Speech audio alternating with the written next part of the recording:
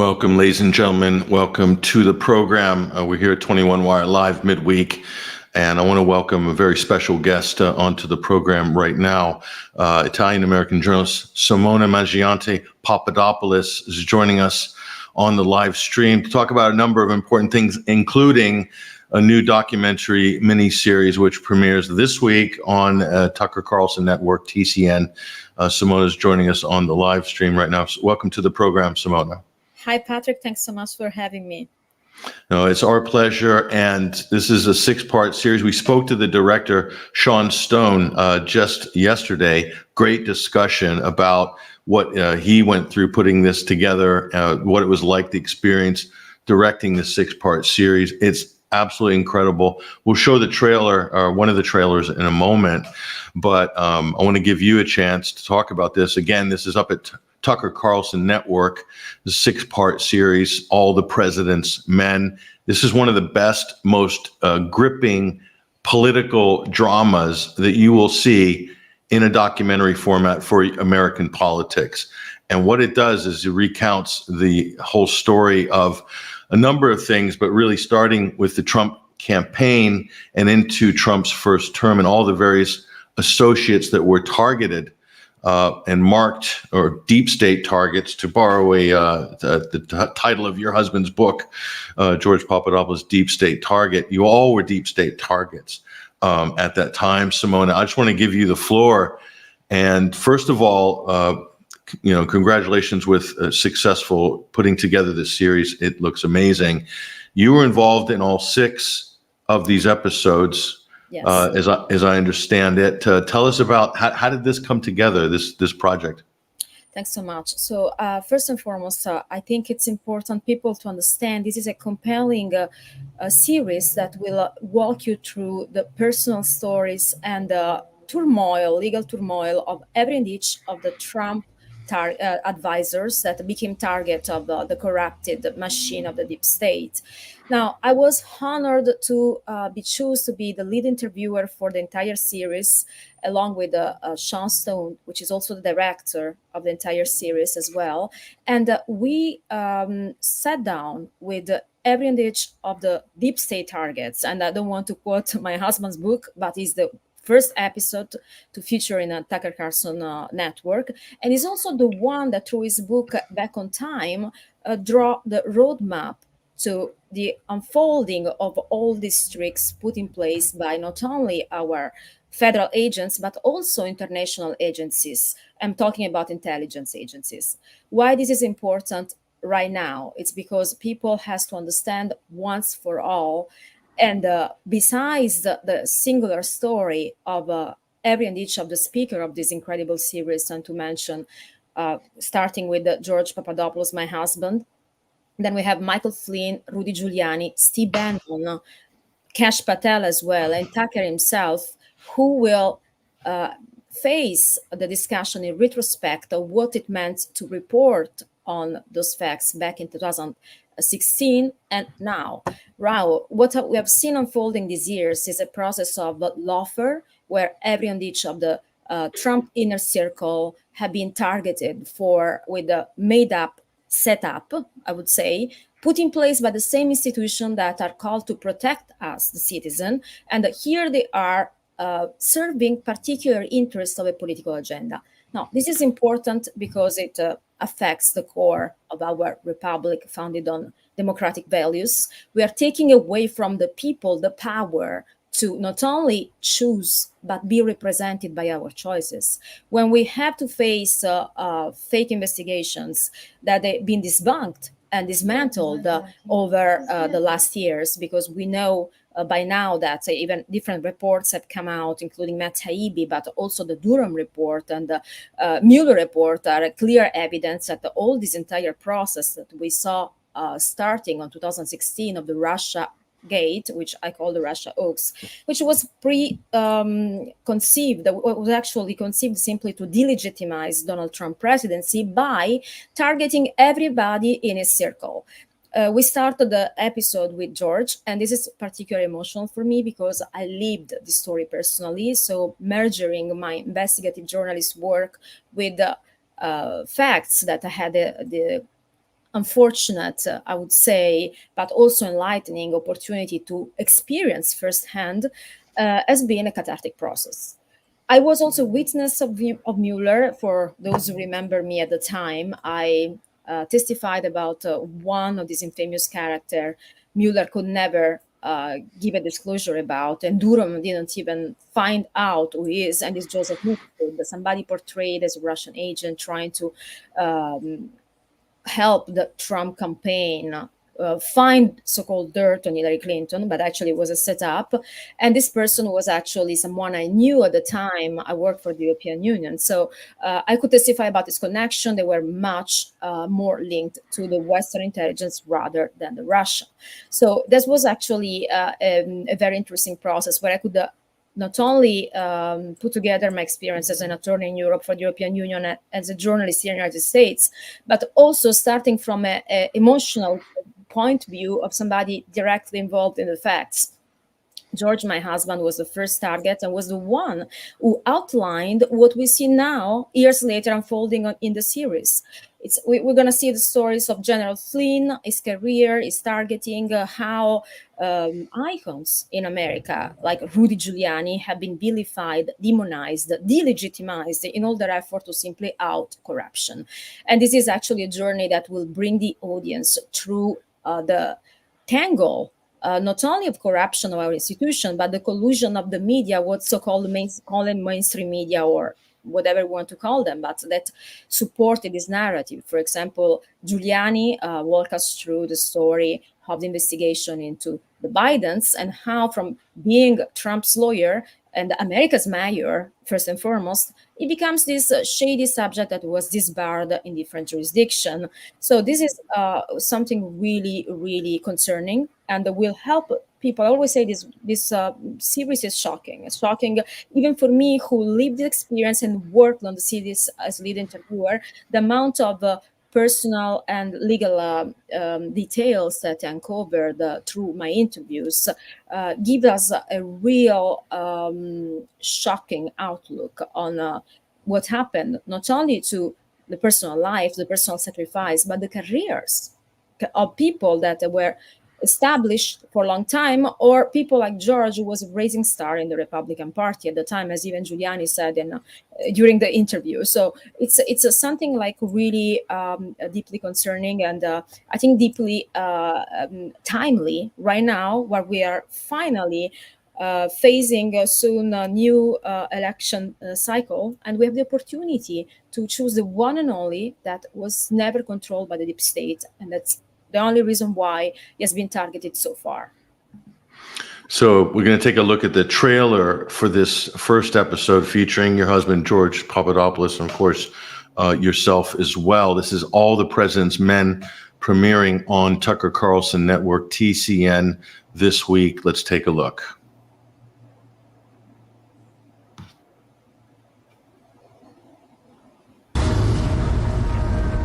They take me to a back room. They say, this is what happens when you work for Trump. From about the moment Papadopoulos joins the Trump campaign, you got all these people all around the world starting to swirl around him. They were trying to frame me for something. I thought this guy is a psychopath. You describe it as almost a Jason Bourne novel. Our country has devolved into what the founders never envisioned, is an empire. They put me in a jail cell. I'm in there with this guy. He tells me it's not so bad. You're going to be eating chicken wings with us on Wednesdays. Guilty. I never heard of Papadopoulos. He was the coffee boy. But it mentions that you got pregnant. Yes. It was a very sad day. I went from paradise to hell. The CIA, MI6, Mossad, what man or woman has the power or the pull to orchestrate that type of momentum? The tides have changed. I've gone from a pariah to somebody who could possibly expose the biggest spying scandal in modern history.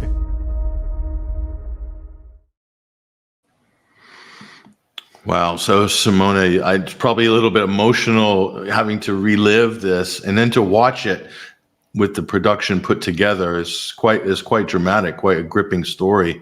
So what was that like, having to kind of go through the paces and all the details of everything that happened to both of you during this incredible period? Just tell us a little bit about that. Patrick, this is a very interesting question, because at the time while living those experience, we were not aware of what was going on. So it was a process of learning by living. And learning by living means first interview with the FBI. I wasn't even aware what all of this was about. I didn't believe one single moment that George did anything wrong.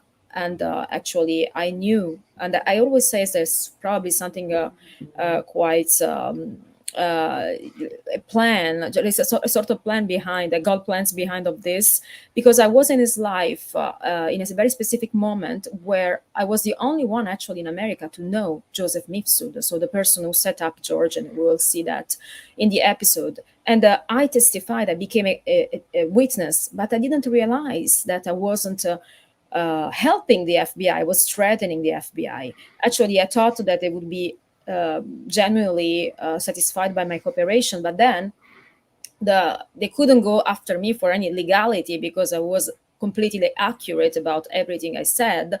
But they started this character assassination campaign portraying me as some sort of Russian agent, which was hilarious but frightening at the time, right? So this took a toll also on our personal life. You see some scenes in which I'm deeply emotional, sharing facts that I never did before.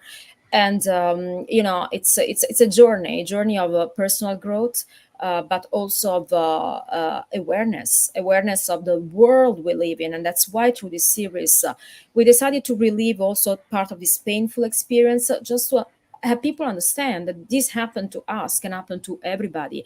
And it's a little bit the message that every single speaker in the series is trying to transmit to the American citizen. We need to change this, because being the target of a machine that is much bigger than us, that has unlimited resources to go after anyone that chooses. As we said, show me the man, I found you the crime. That's what happened with George.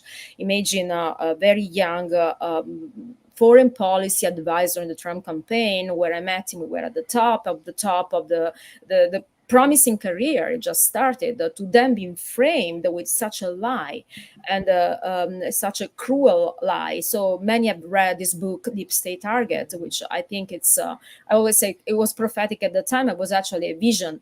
It had a vision to already connect the dots together. And this experience also, people don't know my real background. I mean, I was an attorney at the European Union, then a journalist here. So of course, I felt this personal call to put my expertise at the service of the truth. And also from my personal experience, and not only from my personal sacrifice with my own family, with my husband, what we have been through right now, we were resilient, we were back on our feet, we fought back. But how many people don't have the strength, the support system around them to face this type of challenges? So it's very important to understand that when it's our own government that can do that to us, the same people that we want to protect.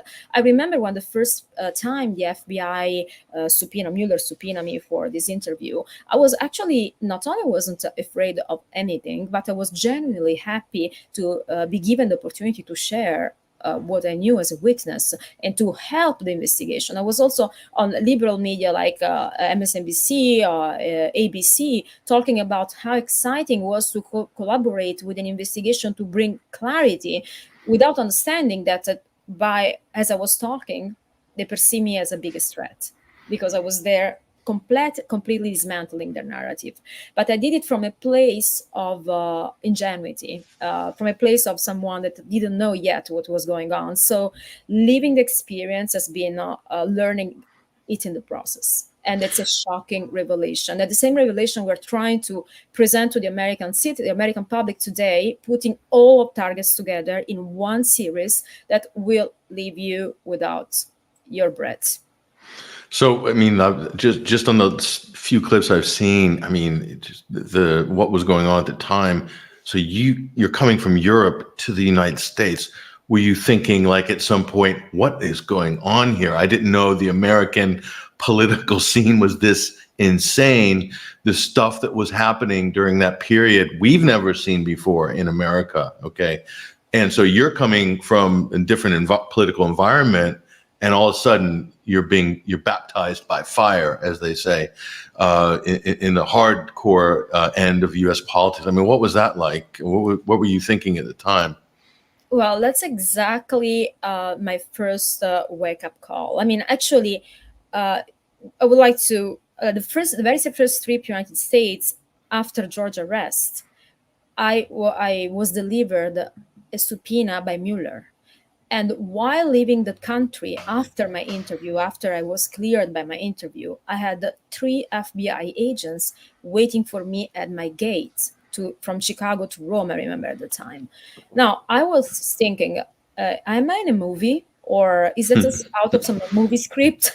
Because, as someone coming from the West as well, right? So the democracy of a Republican like Italy, I couldn't, I'm not familiar with the institution coming after you, right? So I thought that this must be some sort of massive investigation that everyone will participate into as a witness, and I will help clearing the misunderstanding happening with at the time my boyfriend. I was simply dating George. It was not even yet my husband, so I didn't have any official let's say connection with George yet. We were just dating. Imagine how much my experience at the European Parliament as someone perceived as connected at the political level was bothering the same people who are supposed to look for the truth, while actually they were making up something very far from the truth.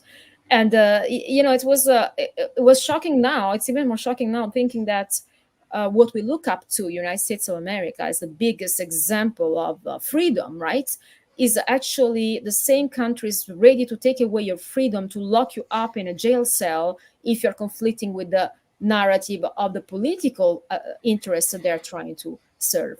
And this is probably the most crazy, the most crazy aspect of this shocking reality check. And I said, this can be America. But then I realized, looking at George's story and other stories, yes, this is America right now. We need to change it.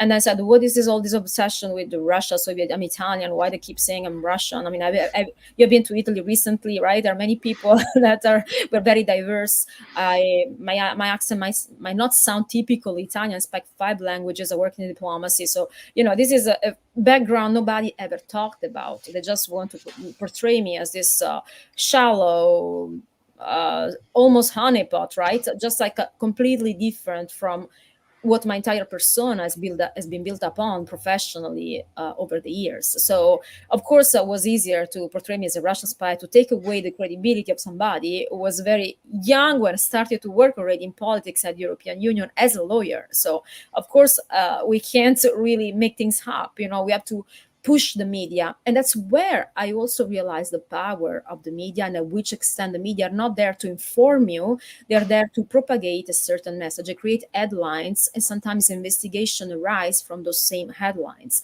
which is a completely violation of the rule of law as well. We're not looking for evidence. We're looking for little elements, what they believe to be probable causes, which are not under the law, but in the public perception, these have become crimes. Look at what happened to Trump and everybody else. We want to create the idea that Trump is corrupt and everyone around him is corrupt. So if you support Trump, psychologically, you must be corrupt too. It's a sort of psychological warfare, and they are mastering it very well. Or at least they did master it very well, until people like you, like me, like many other people having the brave enough to tell the truth, step up and try to offer different content to the people. And not different content in terms of different opinion, but facts. Facts people can build their opinion upon, and which for me is the core rule of journalism. I mean, even people like at the time, I was a independent journalist, a blogger, just talking about this in a different way that goes against the narrative, like you said, got me deplatformed, demonetized, put on lists. I ended up in the Twitter files. And what initiated this was the 2016 election, because a lot of us were very critical of Hillary Clinton's foreign policy while she was Secretary of State during Obama. And we were airing a lot of this. We questioned the Russiagate, and the entire system, big tech, government, we found out, was working with big tech to censor everybody on social media. Google's delisting our website along with 200 others. So, I mean, the whole system was kind of geared against it. And then your story, George's story, how many different characters did they send at him? You had Joseph Mifsud, you had Alexei Downer, the Australian diplomat, you had Stefan Halper, you had, I mean, there was this endless, all swarming. It's like they needed to catch George because he was the first. And from that, they built all these other cases on the back of that created to begin the Russiagate narrative. In many ways, George was the first kind of mark in this. Go ahead. It was definitely the first one, and there was one also, as I said, offered for the first time a roadmap to their behavior. You mentioned Stephen Halper. We will see in my interview with Michael Flynn that Stephen Halper set even Michael Flynn up. So we have MI6 and foreign intelligence agencies actively trying to interfere with our electoral process.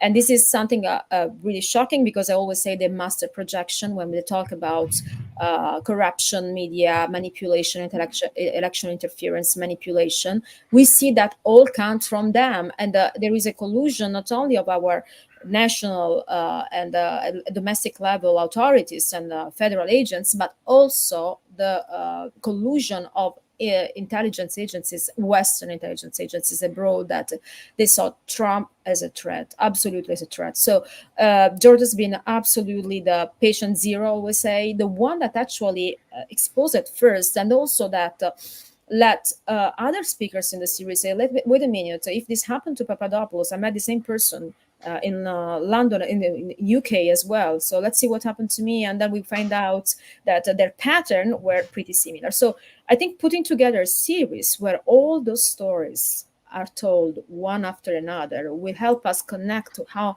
most of them are intertwined. And then you talk about big tech and the power of information, right? And also the lawfare. Think about Roger Stone with his WikiLeaks scandal. We watch about the Podesta emails as someone we should be afraid to expose. But if we look at the core of the issue, why we're not looking into the crimes, but we are prosecuting whoever exposed the crime. Yes, there are rules about privacy, whatever, but let's look at the core. We are trained to be afraid to expose crimes.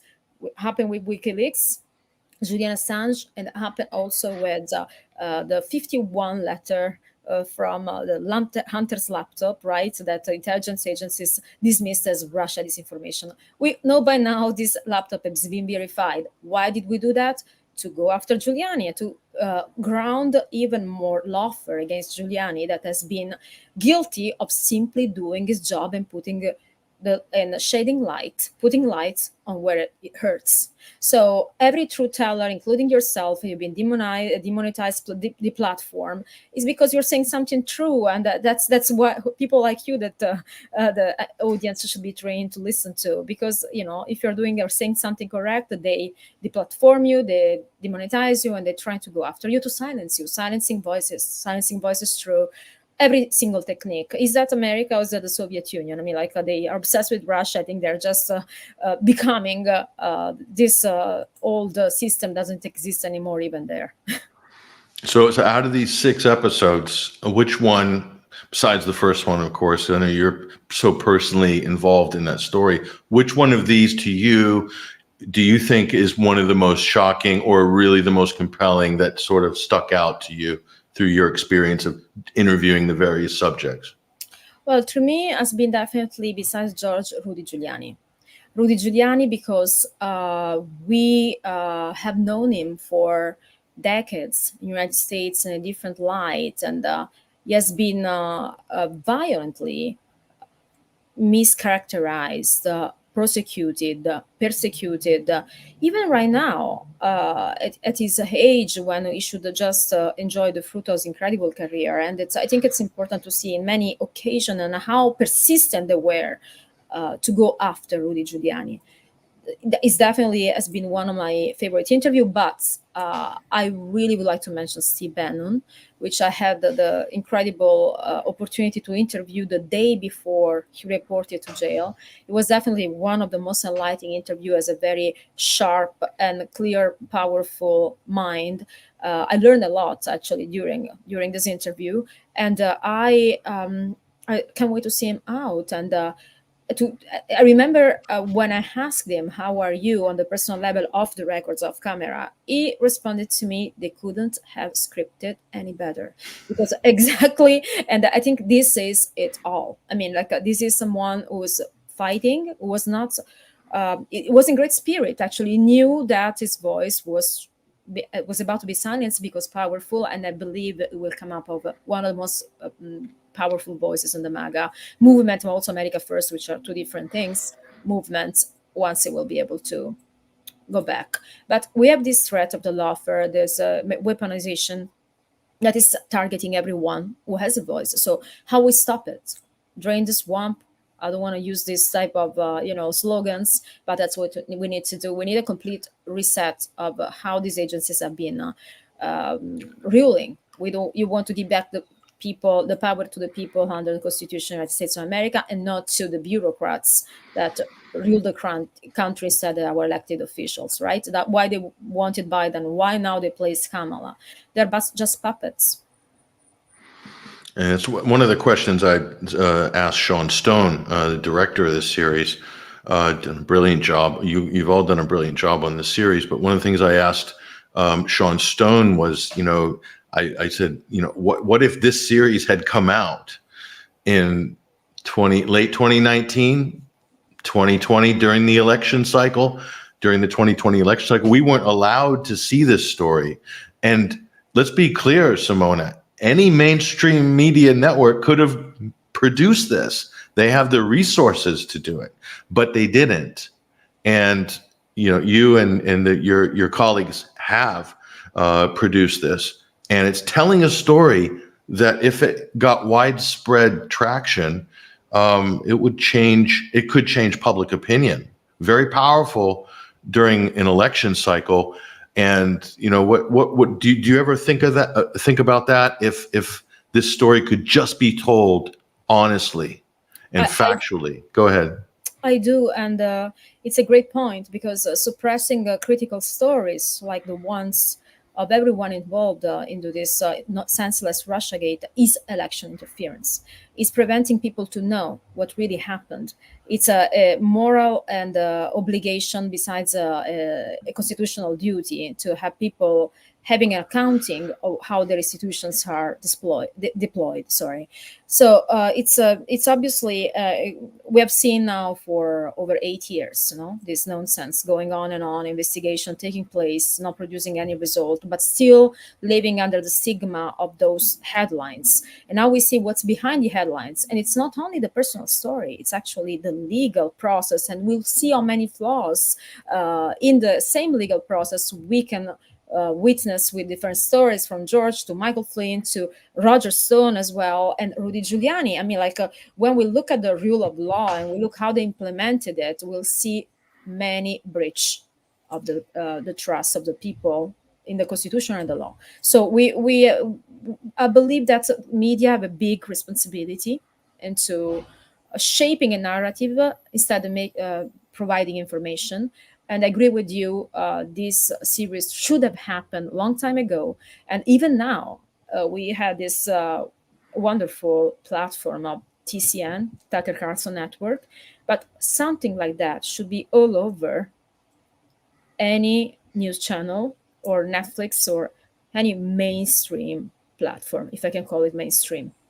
We should educate people not to live in an echo chamber, but provide content. This is what makes people develop a critical thinking as well. I often watch CNN, for example, right? Just to gather where is their standpoint of view and how they, and I keep seeing opinions adulterate, twisted version of facts, right? And I said, can we go back to facts? Facts and commentary are two different things.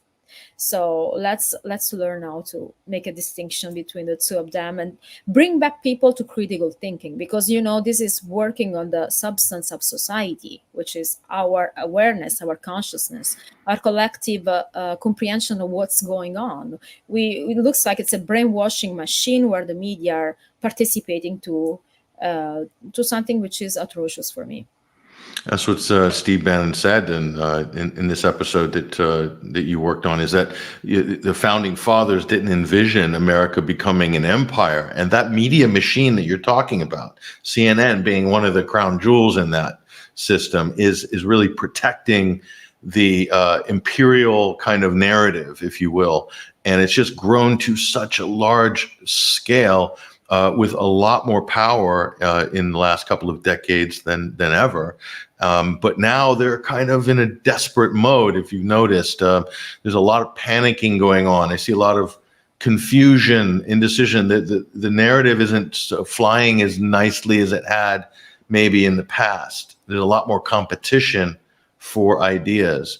A lot more people telling these stories, digging, doing the journalism like yourself and others and your colleagues. So I think it's a different playing field now. And so is this the sort of can we expect to see more of this kind of content coming on networks like Tucker Carlson? Well, definitely. And also there is nothing such as mainstream media power anymore, because people don't trust anymore this platform. They learn how to look for alternative source of information through people like you that offered great contribution to to make news finally information again, right?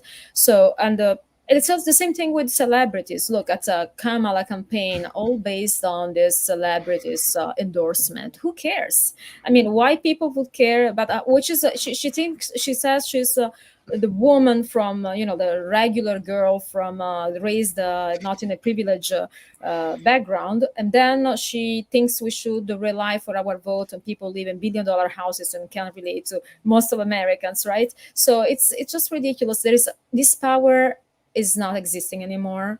There is the world that has shifted toward a different direction. Thanks God that our fight for freedom is more, is bigger than, it's stronger than what they try to do by brainwashing most of society. And I believe that even like when I was watching the debate, Kamala on CNN with Anderson Cooper, I could notice that even he at this point challenged her completely weak performance, because there is only as much as we can tolerate. And at some point, people are not stupid. We live in an era where ignorance is a choice, because you can educate yourself in so many ways, right? So I think this is a power we should rely on for the future. And I trust we are ready for a big shift. I mean, even the amount of, you mentioned lawfare before, and if anything comes through from this series, just to show how mendacious and how comprehensive the lawfare was even during that time. But it ramped up to another level in the last 2 years against Trump during a presidential campaign.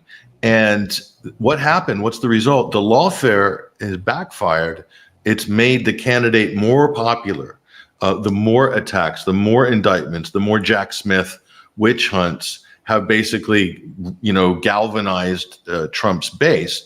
And what does that tell you? That tells you, well, the good news is that tells you that a lot of people, a lot of the public don't buy into this lawfare system and see this as not a good thing for American politics. But that's kind of what's on the table. That's kind of what's at stake. I mean, I talk a lot. I'm in the political discussion space. We talk a lot about U.S. policy. And let's be honest, there's not much difference between Democrats and Republicans on the foreign policy level. But on the domestic policy and domestic issues, there is a lot of contrast right now between Democrats and Republicans. There's a lot of difference. And the lawfare issue is one of those issues that's on the table on this election. And it seems to me like a lot of Americans, even Democrats, have gone a bit sour. Many of them, and like you said, even some of these mainstream media anchors, they're kind of like, oh, this isn't really working very well. This is actually backfiring on us.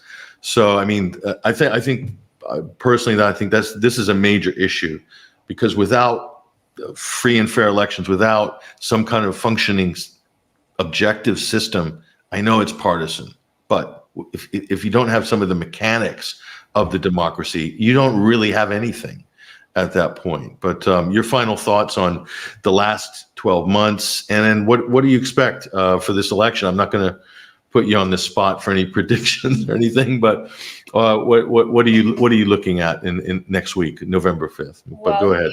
You said something really, really true that I believe, and that's they're focusing all their political talking points on matters that, so you say they're very divided at national level. But let's look at the Democrats' agenda. They are diverting from the issue. And for me, one of the compelling issues we're facing in the United States, besides the immigration and the economy, it's even more important to take our institution back and gain our freedoms back. When we watch this docuseries, we will realize at which extent we can't rely on the institution, and which extent many rotten apple within the FBI are serving interests of political parties or political candidates instead than our people. So when we look at 2024, November 5th, we should look at a chance for a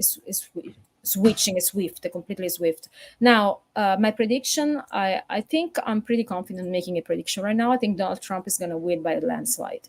Kamala is absolutely not presidential in any way.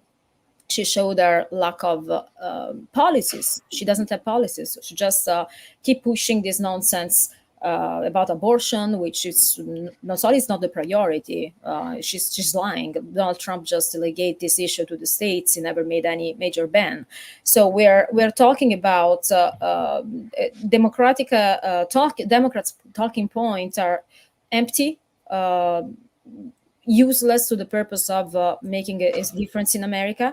We don't care about these policies about, I respect everybody, I'm for inclusion of transgender, any sexual orientation you prefer, it's great for you, but don't bring it to school. Don't go to gender mutilation or trying to create major issues to future generation. Like, leave the children alone and embrace whatever you believe in your home. I agree the government should stay out of your bedroom, it's fine, but we shouldn't absolutely allow this twist at school, playing with our children and trying to promote an idea of society that it doesn't really exist. I mean, like, we should all focus on being all united as Americans toward a better future, better economy, better safety. Safety is an issue, and mostly bringing back our freedom. I don't feel free today in America when people are journalists like you are censored, and people like my husband are prosecuted, or Giuliani, all the speakers in the city. People like me have been arrested as well by the government, put under investigation for, stupid things that of course fall out in nothing.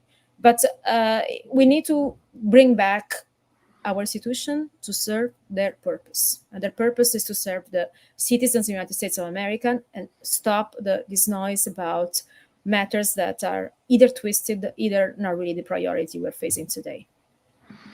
And the series is premiering this week on the Tucker Carlson Network. All the President's Men, incredible 6-part docuseries, and Simona Mangiante-Papadopoulos, as she said, really revealing interviews with the key players in this story. And right at the center of American politics, American culture, that's what happened. And that's what you have documented. This is what the series has brought out. Congratulations on finishing it. This is a major undertaking for everybody involved. And also your documentary film, Hunter Biden's Laptop, A Requiem for Ukraine, which also is released recently, which is amazing. Thank you. Great documentary, and puts the nail onto that story historically as well. So really back to back, really important projects that you and Igor Lepotinak and Sean Stone and great team and all the people who contributed to make these interviews happen. I know they're not easy to get as well, especially. It was the biggest part of the process, was to chase these wonderful speakers and I want to thank them again for, granting me the opportunity to sit with them and take part of this project on behalf of all of us. Again, yeah, congratulations with this. And folks, this is definitely one worth watching. I'm certainly going to be going in to get access to these 6 episodes. There's other good content, of course, on this channel. Tucker is kind of a trailblazer in that respect. And great job, really, for everybody involved. And Simona Mangiante-Papadopoulos, really appreciate you joining us on 21 Wire Live this week. It's been an absolute pleasure. Thank you so much, Patrick. My pleasure. Thank you. And there she goes. Ladies and gentlemen, that is Simona Mangiante-Papadopoulos. She is a journalist, lawyer, but more importantly, a great documentarian here. It's a really important series, All the President's Men. I highly recommend it. And we're going to be exploring other aspects of this, because within all of these episodes is the actual story of what actually went down. And it's this important story to tell because it kind of determines the trajectory of the United States politics and everything in between. So definitely something that is pivotal and something that needs to be done right. We need to set the record straight on this story in particular. Elections coming up November 5th. So this will be interesting. I'm expecting some surprises in the next week. I hope it's uneventful and it's a free, fair, peaceful election and the best man or woman wins. That's what we all hope. Whether that happens, we'll wait and see. We hope that's the case. But anyway, expect a wildness as well. So we've learned to get used to that sort of thing.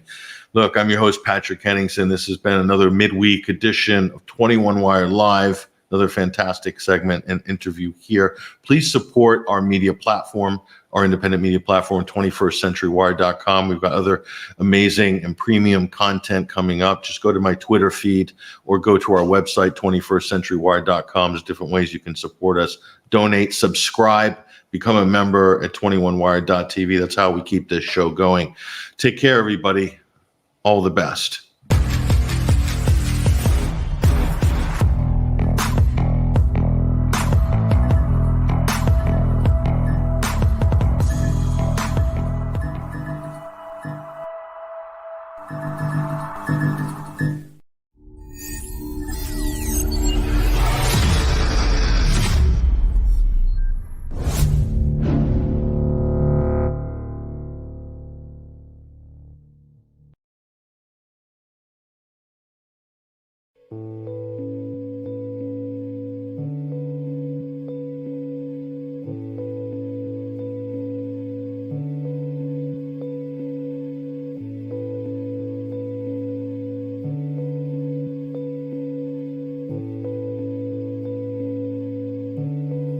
Supervised contact, they watch our every move. They examine our togetherness like we've got something to prove. I've looked behind your eyes, I've seen the sadness you hide. I've looked into your eyes, I've seen the tears that you've cried. No, I won't get used to these chains. No, I won't get used to these chains. In the legal arena, upset theaters are staged. She moves in circles, her cruel games cause delays. From the questions you ask me, like why can't you come home tonight? From the moment you hold me, it's the shortest hour of my life.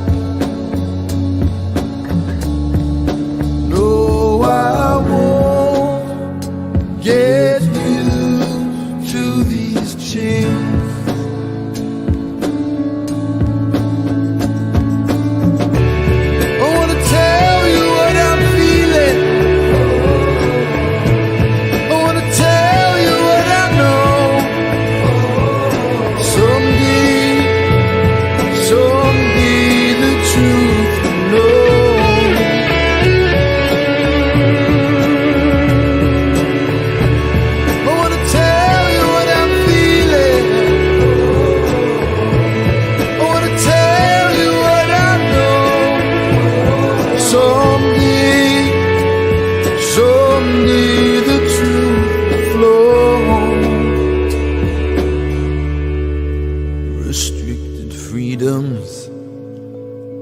They say I've got to be careful with what I say. Their conspiracy of silence. They think the truth will lead you astray. They say that they're here for you, but they never listen to what you say. They've built walls between us. I will walk through walls to break these chains. No, I won't get used to these chains. No, I won't get used to these chains.